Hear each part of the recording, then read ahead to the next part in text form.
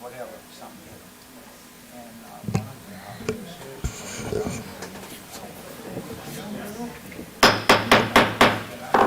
Good afternoon. At this time, we're going to call the Amherst County Board of Supervisors meeting to order. Let the record reflect that today is June 1st and the time is 3:01 p.m. We're going to move on to the approval of the agenda. Board, any discussion?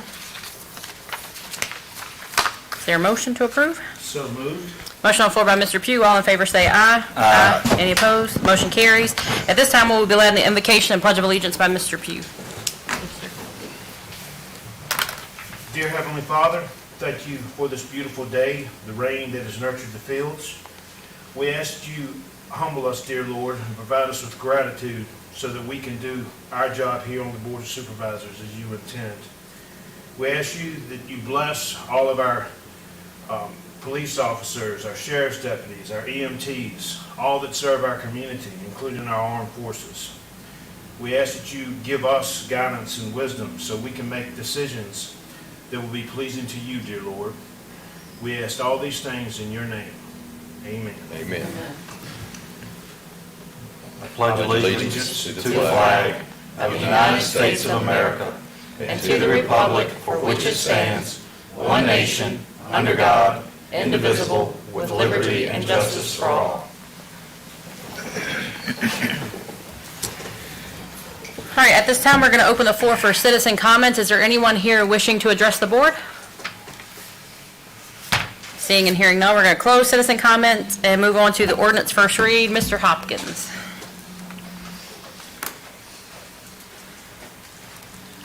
Good afternoon, everybody. A few years ago, the EDA came out with a business friendliness initiative, and the Service Authority had several action items on that. And what you have before you is Ordinance 2021-003, which has the purpose of addressing some of these action items, specifically regarding availability fees. The Service Authority Board has been talking about these for the last, at least 3-4 months, the last 3 or 4 meetings. And this ordinance has been approved by the Service Authority. It's been prepared by me, Mr. Lockaby, and Mr. Popovich, and it's been referred by the Service Authority Board to the supervisors for approval for first reading today and a public hearing on the 15th. At the meeting earlier today, the Service Authority Board has requested one change to it. They want to actually add a definition in Section 15.121, which I will work on with Mr. Popovich, and it's going to define the word premises. Since it's kind of, there was a lot of discussion at the earlier meeting, it was kind of confusing as to whether premises meant the building that was going to be served or the entire property, and it was determined that the Service Authority Board would like the definition to refer to the entire property. So that's it in a nutshell. Board, any questions for Mr. Hopkins? Thank you, Mr. Hopkins. Okay. And Board, I think we need a motion to advertise the ordinance for a public hearing. Madam Chair, I move that the Board of Supervisors direct staff to advertise ordinance 2021-0003 for a public hearing on June 15th, 2021. Motion on the floor by Mr. Ayers. All in favor say aye. Aye. Any opposed? Motion carries. Thank you, Mr. Hopkins. Moving on to consent agenda. Board, any discussion?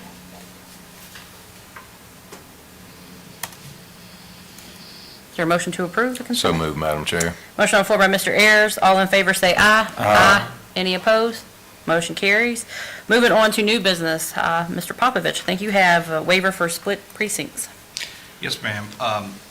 The Code of Virginia requires that every locality ensure that precincts are not split amongst all the different elected offices. Unfortunately, because of COVID-19, the census data has not been properly presented to us, so there is a method by which you can escape that requirement by simply requesting a waiver of that, and that's what this particular item is for. Board, any questions for Mr. Popovich? Ma'am, I move that the board approve the resolution as presented. Motion on the floor by Mr. Ayers. All in favor say aye. Aye. Any opposed? Motion carries. Thank you, Mr. Popovich. County Administrator's Report. Up first, we have the COLA-related revisions. Mr. Rogers? Yes, ma'am. As part of the budget that's been approved by the Board of Supervisors, it includes a 4% cost of living increase for all county staff. So this action here simply incorporates that pay raise into our pay bands so that everybody simply maintains their same relative position to each other. So we do this every time there's a COLA. And so this is purely an administrative type of action, but would like the board to approve that and that change to our manual. Board, any questions for Mr. Rogers? I'll move that the board accept the changes to the Amherst County wage structure as presented, which will become effective 7/1/2021. So there's a motion on the floor by myself. All in favor say aye. Aye. Any opposed? Motion carries. Thank you for that. Nominations for the redistricting committee, Mr. Rogers? Yes, ma'am. We have our final district-related position to be filled. Mr. Ayers is nominating Jim Thompson from his district to be the District 3 representative to the redistricting committee. So we need the rest of the board to approve that. We still don't have the census data. I think what we will do, the clerk to that committee is Jeremy Bryant. He'll call a meeting probably in July. We anticipate to have that data in August, hopefully. So he'll get them together to do a little training and get them to know each other and understand what their job is, probably in July, early August to do that. So that's what's in store. Don't have those dates yet. Okay. But we do need you all to approve that nomination. Mr. Ayers, did you want to make the motion for your district there?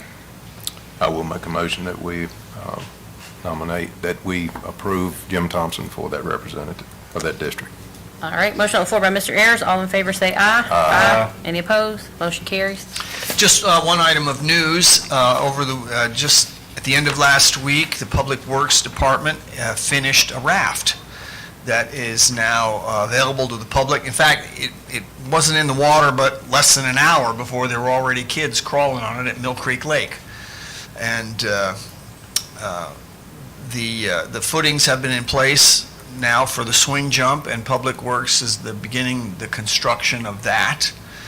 And I've also directed them to build another raft, so we'll put one a little bit further out in the lake too. So we're doing what we can to make Mill Creek Park a whole lot more fun.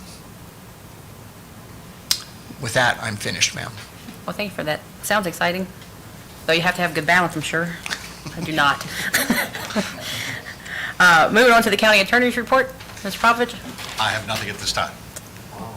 Fantastic. Moving right along. Department reports. We got the Board of Equalization and Mr. Ken Althouse.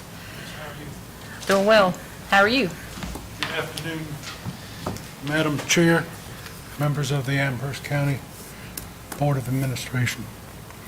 My name is Ken Althouse, and I've been asked to provide a report on the Board of Equalization for last year. Can you raise your mic just a bit? It's on. There we go. Members of the Amherst County Board of Equalization, or BOE, were appointed by order of the Amherst County Circuit Court on the 10th of October, 2019, for a term of 1 year, beginning January 1 and ending December 31, 2020. The individuals appointed by the court were at the recommendation of the Amherst County Board of Supervisors and included J. Kenneth Althouse, Jr., Chair, Kelvin R. Brown, Secretary, Richard M. Widener, Board Member, Gary M. Jennings, Jr., Alternate Board Member. Prior to the beginning of the board's term, each board member was sworn in by the Circuit Court Clerk, received the Board of Equalization Manual, attended a training session conducted by the Virginia Department of Taxation, Property Tax Section, and received training on the Virginia Freedom of Information Act. On January 6, 2020, the board held its first meeting, an organizational meeting, at which time officers were elected, various board administrative issues discussed, a report given on the number of initial hearing appeal requests, and an initial hearing schedule set. The board held its first hearings beginning March 9th and its last hearing on December 29th. During the board's term, a total of 70 appeal hearings were heard. The results of those hearings by property classification and the action taken by the Board of Equalization can be found in the board's annual report required to be filed with the Virginia Department of Taxation under the 2003 General Assembly enacted House Bill 2503. Each of you should probably have a copy of that report, I believe. As can be seen from that report, the BOE reduced the assessment values in 50 cases, increased the assessment values in 6 cases, and made no changes in 14 cases. What were the monetary impacts to the county on the board's decisions? The combined total assessed value of property cases appealed prior to appeals being heard by the BOE was $31,961,800. The value of those same properties after appeals were heard and rulings by the BOE was $27,712,200. This was a $4,249,600 or 13.29% reduction in the assessed value of property appeals heard by the BOE. Let me bring one point to your attention. Of the combined decrease in assessed property values, the $4,249,600, as a result of the BOE's rulings, one property, an industrial property, accounted for $2,134,600 or 50.23% of that amount. That property, and that's the only property that I will mention by name, that property was the old Virginia brick property. If we set aside or exclude from our calculation this one industrial property, the impact of the BOE's rulings on assessed property values was $2,115,000, a negative tax revenue effect to the county of $12,902 using the 2020 property tax rate of 61 cents per $100 of assessed value. Now, if we include that one property, okay, that amount in effect doubles to $25,800, which was the impact of the rulings made by the BOE on the county's revenue. The board had several recommendations for improvements to the process for consideration. Probably the three that are most prominent that I'll bring to your attention is, one, required that the reassessment process in all assessment hearings be completed by December 31st of the reassessment year and prior to signing off on the land book.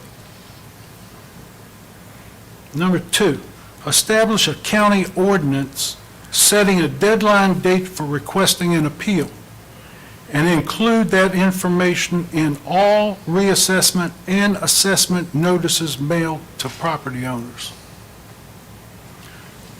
3, establish a standard written Board of Equalization application required by county ordinance to be completed by the property owner and submitted by the deadline date in order to be eligible for appeal.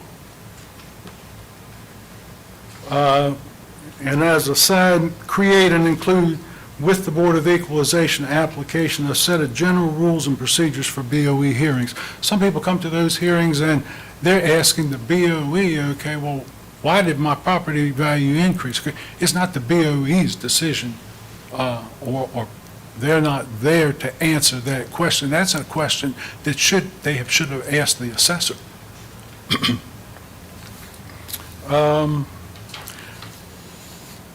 Consider the feasibility of bringing the reassessment process in-house versus having it done by a third party in order to have a greater control over the process. And perhaps consider having it take place more frequently than every 6 years. There are very few jurisdictions that wait that long in the Commonwealth of Virginia to do a reassessment. Right now, we're in the middle of a booming real estate market. These assessments were done back in 2018, 2019. Mr. Wilder was a board member on the BOE. Do you have any comments you'd like to make, Mr. Wilder? Well covered. Okay, then the Board of Equalization wishes to thank Jane Irby, Commissioner of Revenue, David Prophet, Deputy County Administrator, and all who cooperated in meeting the board's needs and requests, especially in light of the challenge of COVID-19. And the Board of Equalization also thanks the Board of Supervisors for the opportunity to serve the citizens of Amherst County. Now, I ask, if you have any questions, I'll be glad to consider them. Yes, Ms. ma'am. Tucker? Madam Chair, it would appear to me that the recommendations made by Mr. Aldhouse and that board are reasonable, sound, and I know that you've got a background in financial management. What happens with those recommendations? Mr. Rogers, what's that process? I await your direction on which ones you would like to implement, ma'am. Any further do you have any recommendations that you would like to tell him? All of them, like to research them and at least come back with the county staff's recommendations? Is that what? I mean, I would ask the board, I mean, what are y'all's thoughts? Madam Chair, I think the majority of them are very simple things to work on. I would be interested in hearing how many staff people it would take, you know, how much it would cost to create an assessor's office here. I tend to agree with you, you know, every 6 years is a long time. So it would be nice to know what it would take if we chose to go that route. But the other things, I think, you know, as far as I'm concerned, we should direct staff to go ahead and start like the applications and, you know, the land book. Some of those things are very simple to do. Yeah, I was especially interested in your idea about having the assessments done in-house. I find that very interesting. I know that in the past, it's been a topic of many conversations. I don't even know how you would start that process, but again, that's not the line of work I'm in, but I'm especially interested in that. And Mr. Martin, maybe that's something that could also be included as they look at everything. Was that your idea? Oh, I was saying I think the majority of them could be done simply. I asked I suggested that Mr. Rogers and with the Board of Equalization, whomever, come back to us and say, this is what it would take to create an assessor's office, which is what you would need to bring it in. Let me advise the board to this, that with respect to our term ended on December 31st. So we, in effect, are no longer a board. I'm giving you a report on a board that existed up until December 31st, 2020. Mr. Rogers, these boards only or the Board of Equalization is only appointed every 6 years, correct? That is correct, yes, ma'am. So, my understanding is the state of Virginia requires you to do it every 6 years because if you have a population under 50,000 people, I believe that is the criteria. So what I would like to see, if you're talking about creating a department of assessors, then, you know, what is the cost compared to what we're doing now? Your cost is going to go up significantly, I would think. It all depends how often you would do it. I mean, I don't see the sense in doing it every year. We spent about $225,000 to do the assessment. 250, yeah, 225. Yeah, and you'd probably, I mean, if you were going to hire an assessor and do that, you're probably looking at that every year. So it would be, in my opinion, it would be a big, we'd have to raise taxes in order to do something like that. Well, I would assume there's a trade-off, because whether we did it every year or once every 6 years or some combination in between, you know, what's the right size staff that you need to turn over the properties. I can tell you that I broached this idea with the Planning District Commission to see if other localities, because we're all on different schedules of when we do our assessments, and I proposed the idea that the Planning District Commission create an assessment division or create an assessing organization, and that we would all fund standing assessors that would move from county to county in our region and get to be very familiar But I did not find any support from the other localities. They wanted to continue doing it with their own resources or by contract as they had been. So I'm happy to look at the different combinations of resources that we might employ. Because we also don't have to do it all in-house. We might be able to do some of it in-house and get things ready with staff that would reduce our contract costs. So if we do, we share it that way. I can conceive of a lot of different ways we might do this. So we will implement those that we can, or at least bring back to you how to implement them, and we'll start analyzing, costing out our own assessment staff, and bring that back to you. To me, one of the most important things is to really have control over the process of the assessors. When a third party does that, okay, you're turning a lot of that control over to that third party.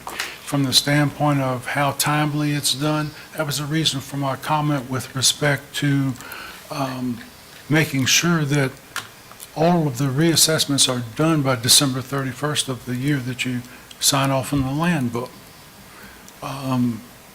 This past time, that process went on during the period which the Board of Equalization existed, and it should have been done by December 31st of 2019.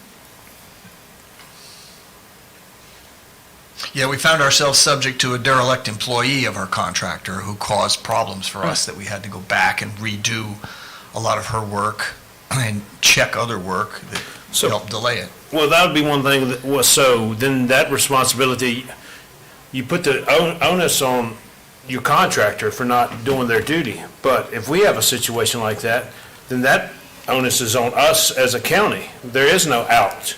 We are responsible. That's correct. That's true of anything we do Oh, in-house. true, but I mean, And we contract out. with Still something- our responsibility, and we're subject to a lawsuit because of that. Yep. Or at least the commissioner is. All right. And yes, sir, you're absolutely correct. What are the other counties doing? Do they do it every 6 years? They do it more frequently. Do they hire outside consultants to do it, or do they have? Some do, and some do it in-house. So that's information you could give us? Yes, sir. I'll get a table Well- for you. Well, someone like Bedford County has to do it more often because they have a larger population. It's a lot of it's based upon population. But counties like Blue Ridge Mass Appraisal is a group that people have used before. I forget Wampler Haynes. If you look, the majority of the counties do hire out, in my opinion, they hire out a third party to conduct your assessment. So, I mean, that's what I've seen during my tenure on the board, unless you have other information. But I know the city of Lynchburg has their own assessors department, but they do it practically every year, I believe, Mr. Martin. You may know. Well, at least At least every 2 years. Are these companies that do the assessment, are they certified by region, or how does that work? Because it appears to me that, and I don't want to say held hostage in a bad way, but our pool to select from is relatively small. We had 3 bidders on the contract that we got to choose from, that the commissioner chose from. It's we assist the commissioner. She hires and controls the process. Okay. Anyway, I think the staff research and that will be very helpful. Thank you. So in follow-up to that, do you need a motion, or Nope. you're good to go? Well, Mr. Aldhouse, thank you for your time today. Thank you for your Appreciate it. time Thank you, and Mr. Wagner. service. Thank you. Mr. Weiner, to you too. Appreciate your time and service. All right, at this time, we will open the floor for citizen comments. Is there anyone here wishing to address the board? Seeing and hearing none, we're going to close citizen comments and move on to matters from the members of the board. Ms. Tucker? I don't have anything. Mr. Ayers? Madam Chair, I was talking to Mr. Adams with the Madison Heights Dixie Youth Ball Program. They've got a significant, large tournament, I think, first week of July coming in, and expect 28 teams from other areas coming into Madison Heights to play at the facilities there behind Manelson School. So he had just asked maybe if we could, Mr. Rogers, if we could say something to VDOT to see if they, any of the roadways to make sure things are mowed and look as nice as possible for all these visiting guests to the community. May I add on to that? Could we ask the sheriff deputies or the sheriff's department to, I see that they're back doing work again, if I'm not correct, maybe they can help out as well. Mr. Ayers, do you know the dates of the tournament? So I can give them a deadline.